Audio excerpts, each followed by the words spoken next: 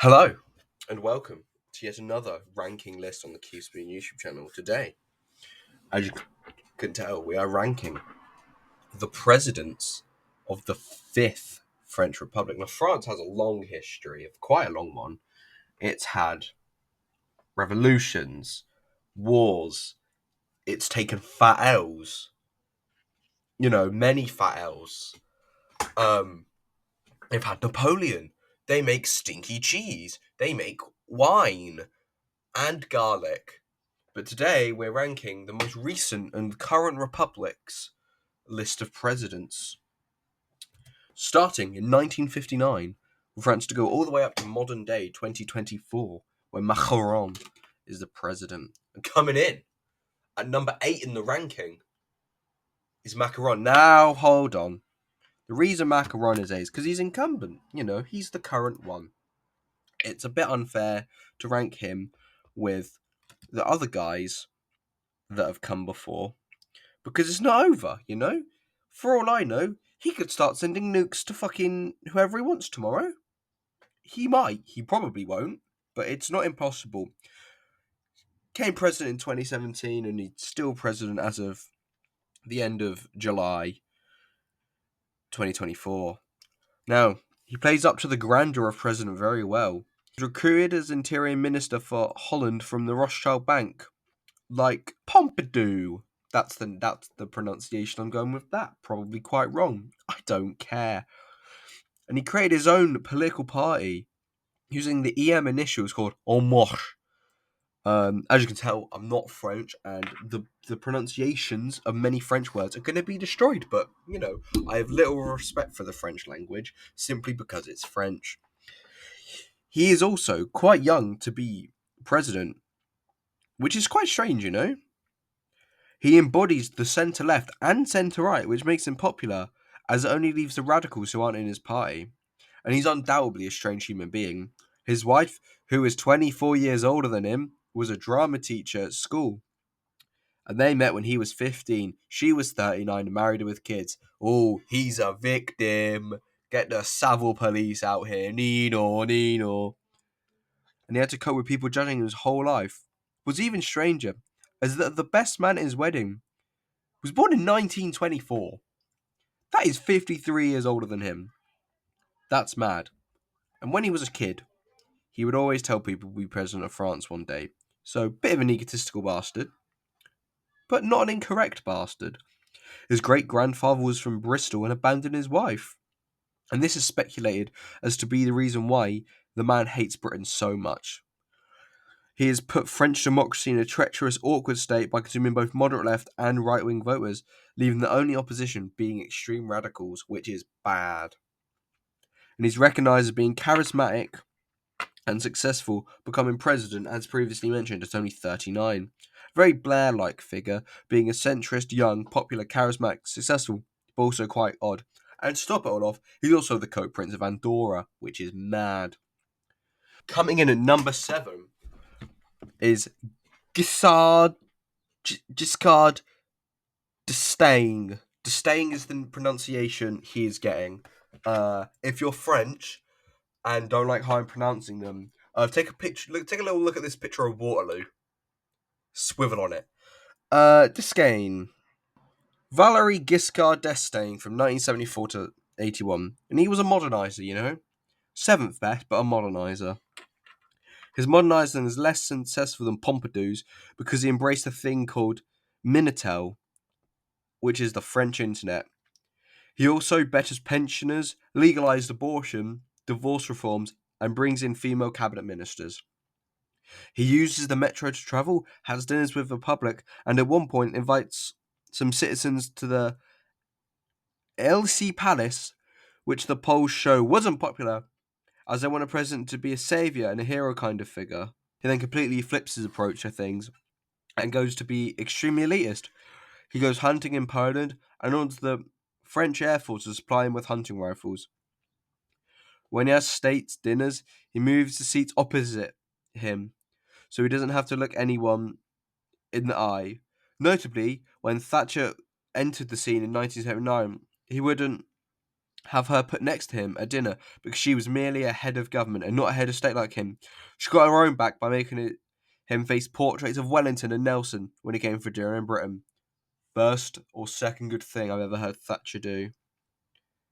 He took diamonds from Emperor Bokassa of Central African Republic, who was undeniably unpopular in the world, as he spends 90% of his country's GDP on his own coronation, which is based off Napoleon's.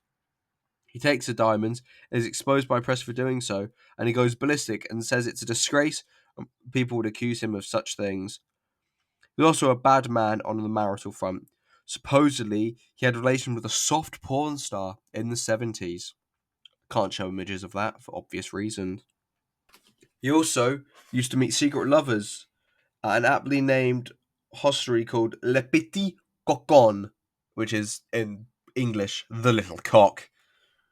He would leave sealed notes to his aides saying this is where to meet him if there is a nuclear war. Wow. Creepily, he wrote a semi-pornographic novel about himself and Lady Di. In 2018, he was 93 and was accused of groping a German journalist. But happily, he did die in 2020. And to be honest, he was the ultimate loser. And that is why D'Estaing Doston is number 7.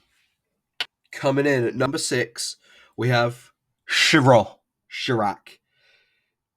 And to be fair, he was a terrible president for such a seasoned politician. Possibly, he was the most corrupt man in the 20th century. Chirac was president from 1995 to 2007, and he first got involved in politics when he was about 2, constantly plotting.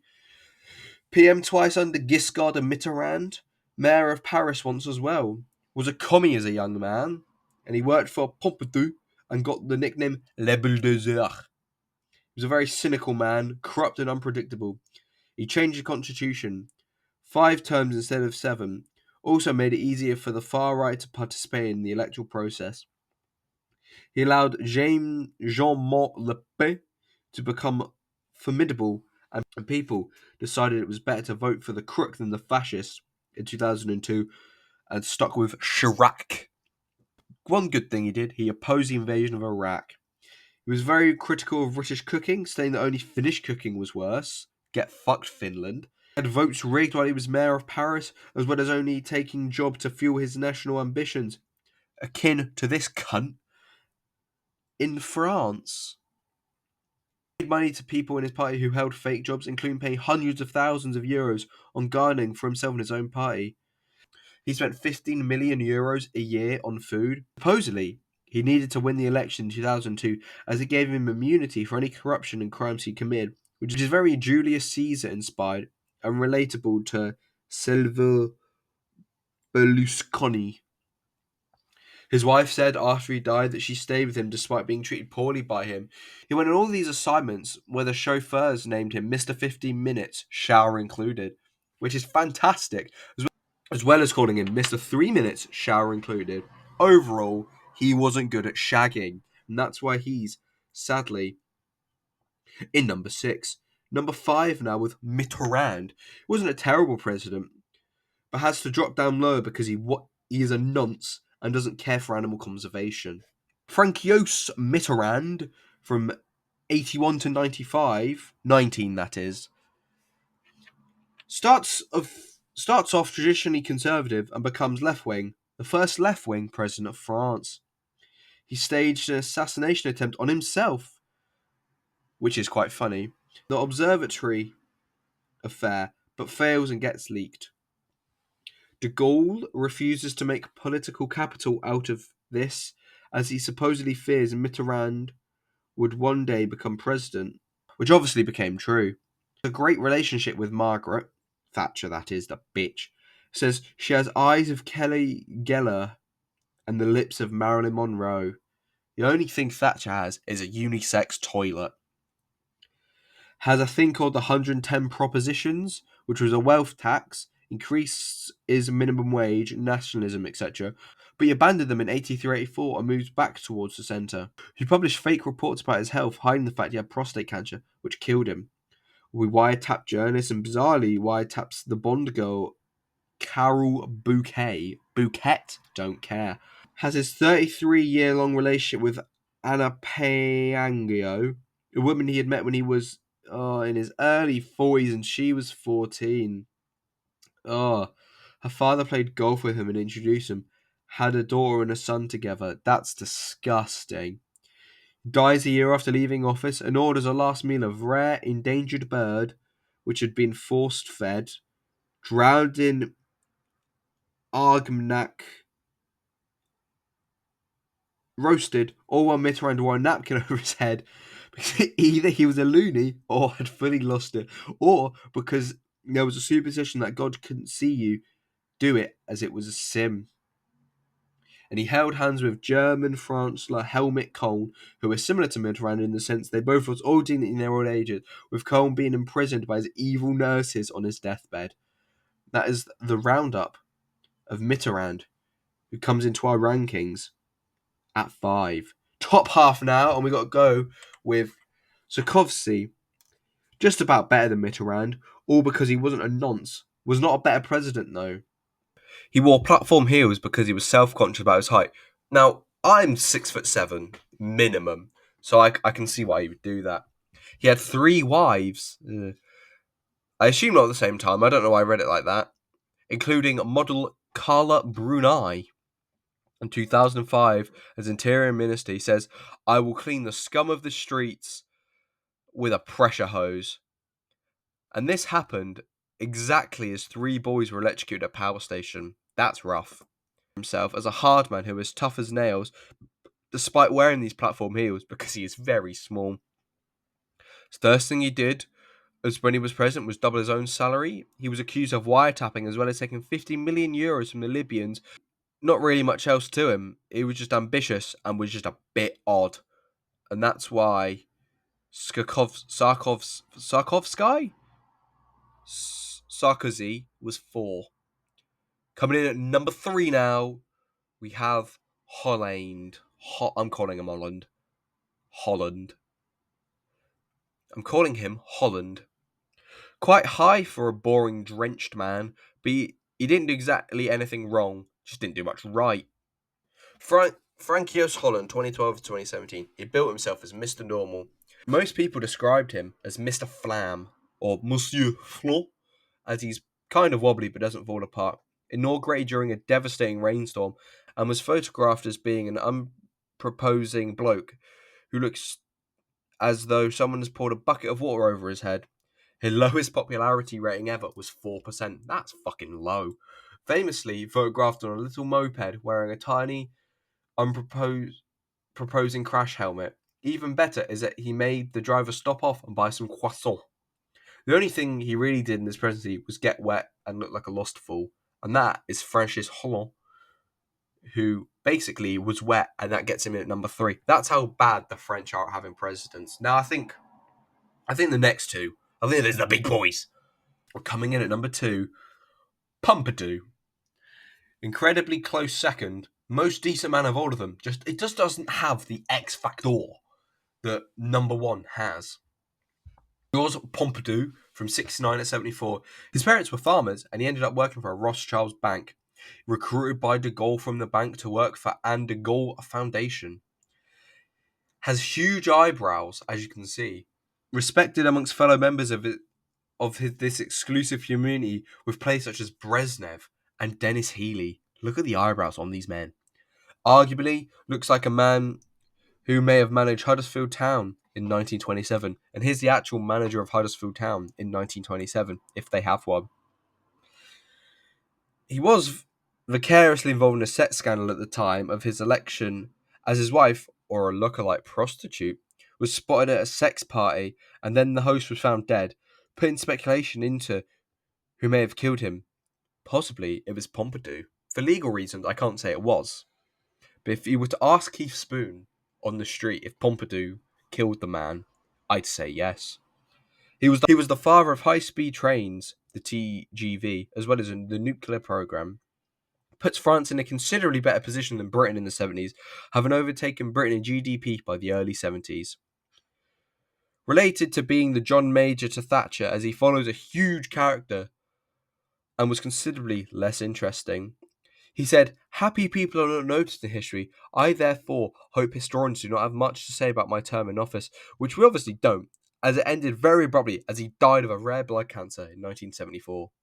And he died 4 days before Eurovision in 74, and ABBA won that one with Waterloo.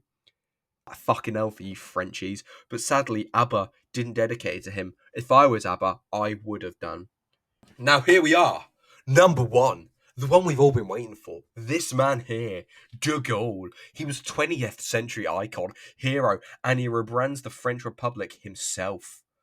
De Gaulle insisted that the Fifth Republic will be perceived as having a really strong executive presidency. He opts to leave all domestic issues with the PM, and the president will embody France and be left with all the power. He wrote a story when he was 15 about a character called General de Gaulle, who would lead France to a victory over Germany, which is despite having a demented sense of self-importance, he's completely vindicated, as that is exactly what happens.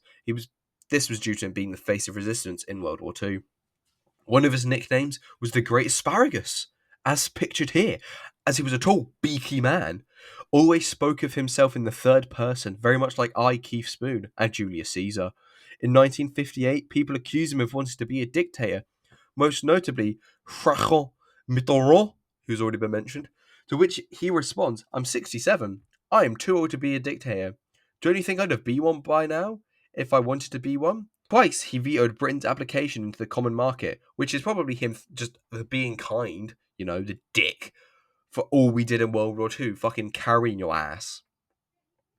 He flounces out of politics in 1968 after a failed referendum on his part, to which he warns them if he loses, he's out. He proceeded to lose, and a day or two later he quits, and spectacularly dies within the year. Interestingly, he was asked by André Malraux, who he admired the most, and he said Tintin. This fuck. Which is weird. Tintin's Belgian. He's French. Look at these French people. There's Napoleon. That's kind of the list. Thank you for watching this ranking video. It's a longer one, probably. A lot we've got to say about these French presidents. This, again, as other previous videos, it's been made by help of this man here. He wrote the script for this, so any biases or issues you have with the ranking, send to him. I just read the script. Thank you for watching. I've been Keith Spoon. Thank you for watching. I have been Keith Spoon, and I'll see you this time tomorrow.